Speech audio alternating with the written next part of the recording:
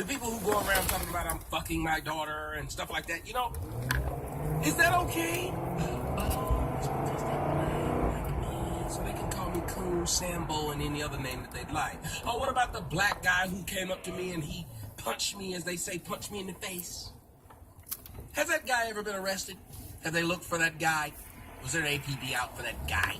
What about all these guys who make YouTube videos about me every day, every day, every day? It's a lame over in Europe who make YouTube videos about me every day. They've never tried to stop him, take him down, or arrest him. There's a lame up in Indianapolis who do it. There's a lame up in Benton Harbor who do it. There's lames all over the damn world who make YouTube videos threatening my life and calling me all kind of slanderous things.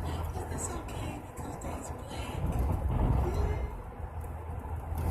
Is anybody more racist than black folks?